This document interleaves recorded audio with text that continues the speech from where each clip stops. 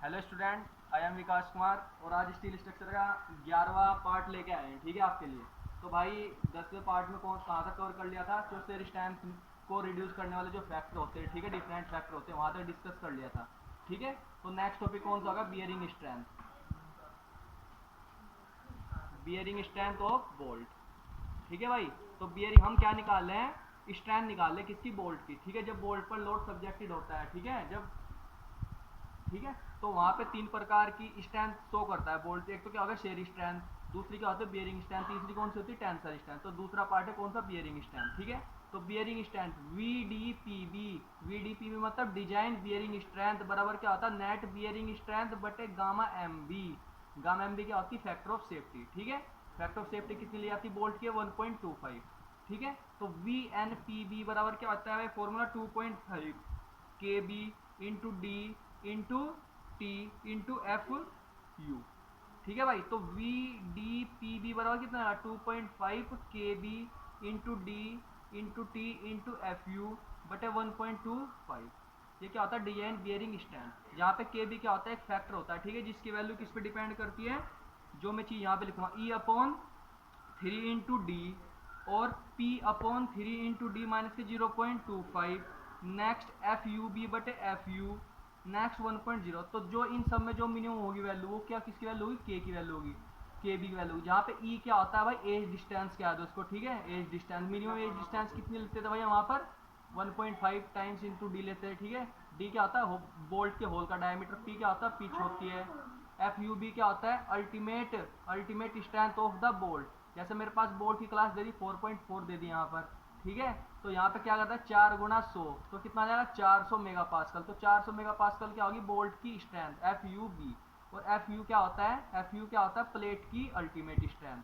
ठीक है, जो क्या दे देते हैं? 410 मेगा पास्कल दे देते हैं। तो जो इन तीनों में चारों मीनिंग होगी वो क्या रखेंगे? के बी का मान रखेंगे। तो निकल गए हमारे यहाँ पे बियरिंग स्ट्रेंथ निकल गई। ठीक है, नेक्स्ट तीसरी कौन सी होती है? Tearing strength.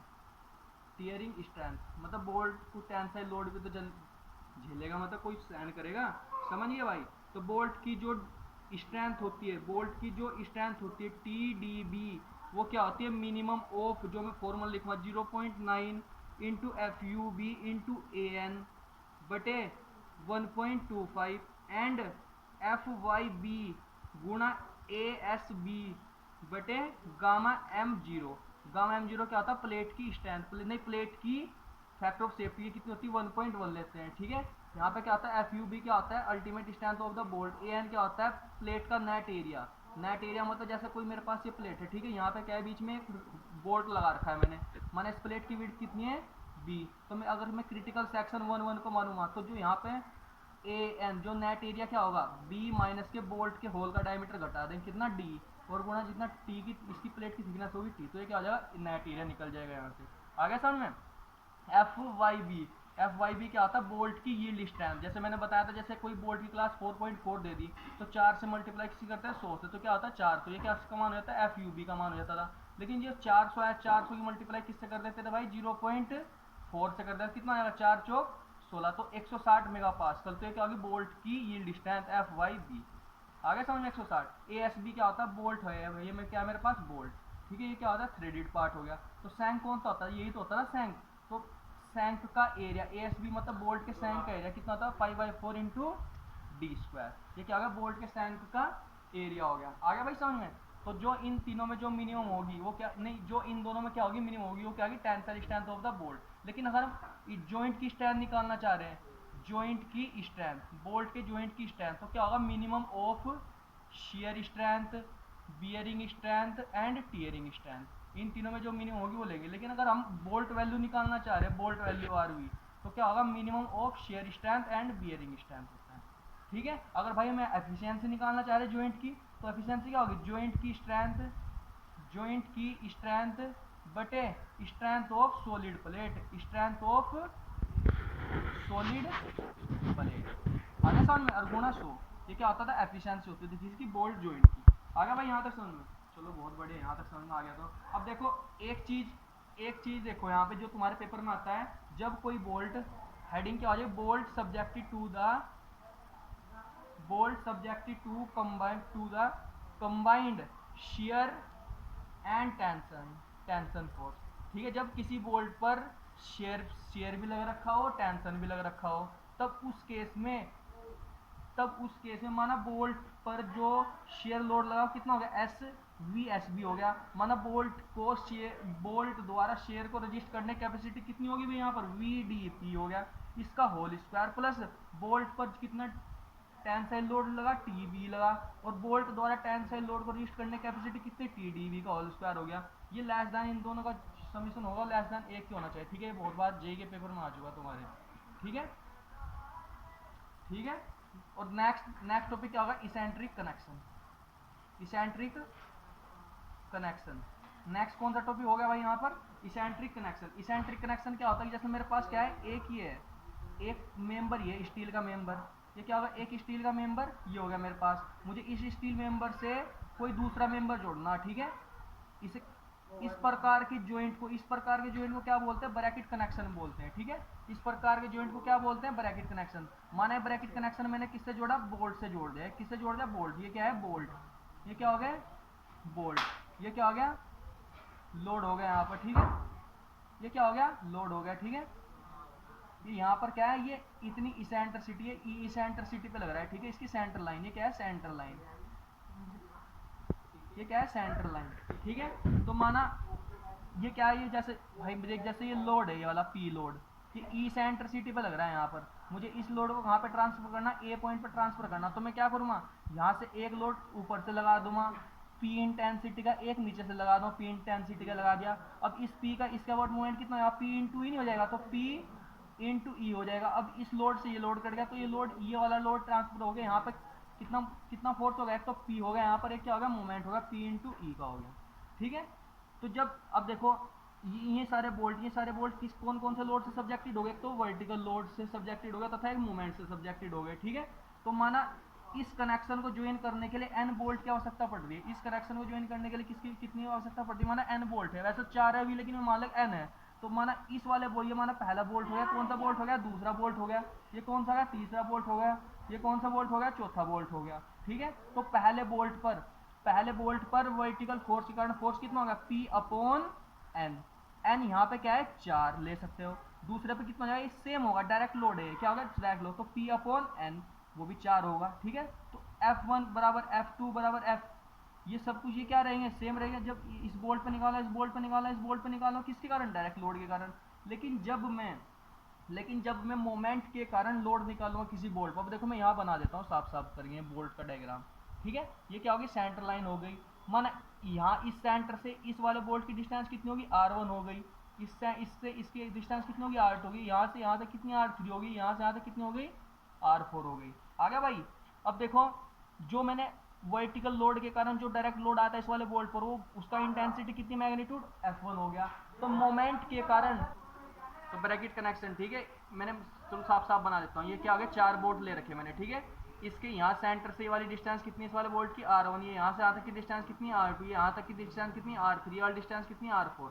तो डायरेक्ट लोड के कारण इस वाले बोल्ट पर जो फोर्स की डायरेक्शन आई वो क्या है, नीचे F1 आई। लेकिन जो मोमेंट के कारण जो इस पे फोर्स की डायरेक्शन आएगी वो क्या आएगी, इसके लाइन के परपेंडिकुलर आएगी, ये वाली लाइन है। तो ये क्या है, F2। माना मोमेंट के कारण इस बोल्ट पर फोर्स की वैल्यू कितनी, F2, लेकिन जो इसकी डायरेक्शन होगी वो क्या होगी, इस बोल्ट इस वाली लाइन के क्या होगी, परपेंडिकुलर होगी। तो इन दोनों के बीच में कितना एंगल बनना है, थीटा बनना है। लेकिन हमें इंटरेस्टिंग बात क्या है कि F2 का मान कैसे निकालेंगे, F2 बराबर लिख लेना भाई P इंटू ये वाली डिस्टेंस। अगर इस बोल्ट को कंसिडर कर रहे हैं, हम इस बोल्ट को कंसिडर कर रहे हैं, तो R1 क्या लेंगे, ये वाला लेंगे, R1 बटे समीशन ऑफ R का होल स्क्वायर।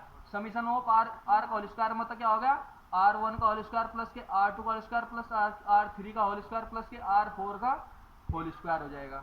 ठीक है भाई, ये F2 का मान हो जाएगा। लेकिन हमें रिजल्टेंट फोर्स निकालना, मुझे ए बोल्ट पर क्या निकालना, रिजल्टेंट फोर्स निकालना। रिजल्टेंट फोर्स वो किसके कारण हो सकता है, डायरेक्ट लोड के कारण होता है और मोमेंट के कारण होता है।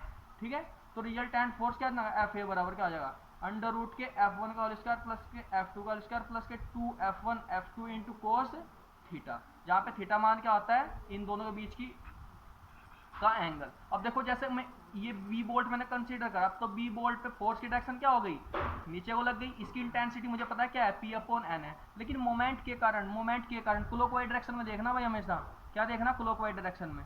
अब देखो मोमेंट के कारण देखो F2 की डायरेक्शन कैसी होगी, ऐसी होगी, जहां पे ये इसके परपेंडिकुलर होना चाहिए, ठीक है।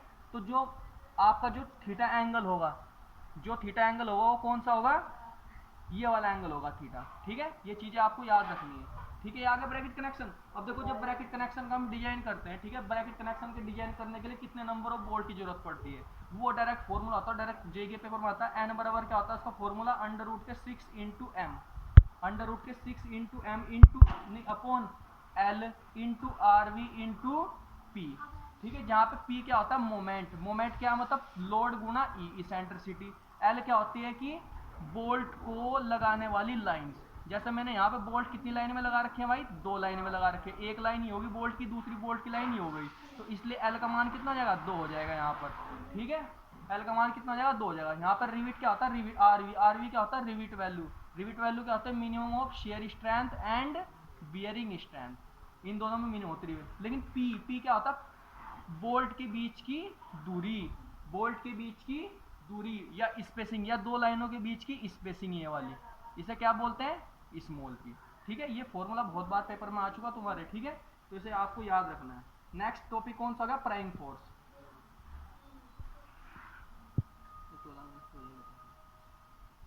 ठीक है। नेक्स्ट टॉपिक कौन सा आ गया, प्राइम फोर्स। तो प्राइम फोर्स भाई, जब हम HSFG bolt, high strength friction grip bolt का डिजाइन करते हैं, जब हम HSFG बोल्ट का क्या करते हैं, डिजाइन करते हैं, ठीक है, 2 प्लेट को ज्वाइन करने के लिए, माना पहली प्लेट ये हो गई, ठीक है, दूसरी प्लेट ये हो गई, इन दोनों प्लेट को मैंने किससे जोड़ दिया, हाई फ्रिक्शन ग्रिप बोल्ट से जोड़ दिया, जोड़ दिया भाई।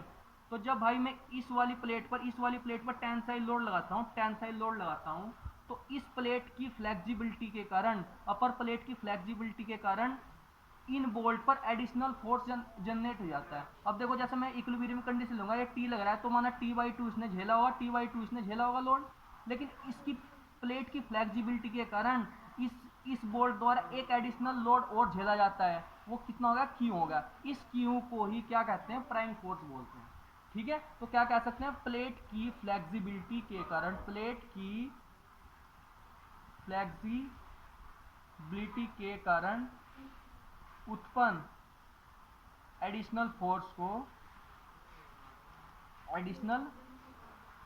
को प्राइम फोर्स कहते हैं, ठीक है। अब देखो फ्लेक्सिबिलिटी किस टाइप से हो सकती है, इस टाइप से हो सकती है, इस टाइप से तो प्लेट की वो होगा, ये फ्लेक्सिबल होगा, ये क्या होगा, टी हो गया, यहाँ से ये लोड लग रहा है, देखो फ्लेक्सिबिलिटी के कारण क्या होगा, एडिशनल लोड लगा, यहाँ पे माना t/2 प्लस के क्यू है, कितना होगा, t/2 प्लस के क्यू, तो ये एडिशनल फोर्स लग रहा है किसके कारण, प्लेट की फ्लेक्सिबिलिटी के कारण, उसे क्या कहते हैं, प्राइम फोर्स बोलते हैं। अब देखो भाई एक चीज इसमें याद करने की है कि आपके पेपर में एक बार क्वेश्चन आ रखा था कि माना इस प्लेट की थिकनेस कितनी होगी, अपर प्लेट की थिकनेस ये जो फ्लेक्सिबल प्लेट है, माना इसकी थिकनेस कितनी होगी, टी, तो इसमें पूछ रखा था कि बोल्ट के सेंटर से लेके प्लेट के एज तक की डिस्टेंस, ये वाली डिस्टेंस एल ई, इसे कितनी रखते हैं, ये पेपर में आ रखा है तुम्हारे, तो इसका ध्यान रखना, इसका मान कितना लेते हैं, 1.1 इंटू टी अंडर रूट के बीटा इंटू F0 बटे Fy, ठीक है। जहाँ पे टी क्या होता है, प्लेट की थिकनेस क्या होती है, थिकनेस होती है, बीटा क्या होता है, फैक्टर होता है, ठीक है, जिसका मान किस पे डिपेंड करता है,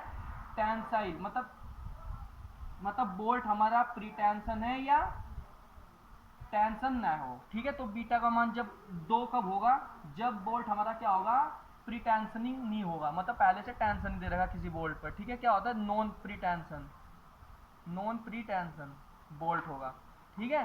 बीटा का मान 1 कब होगा, जब बोल्ट क्या होगा, प्री टेंशन होगा, ठीक है, प्री टेंशन होगा, ठीक है। ये चीज याद रखनी है आपको, ठीक है। F0 क्या होती है, प्रूफ स्ट्रेस होती है, F0 क्या होती है, प्रूफ स्ट्रेस होती है, ठीक है, वो बताऊंगा ठीक है बाद में, ठीक है। Fy क्या होता है, yield stress of the plate, ठीक है। तो थैंक यू गाइज।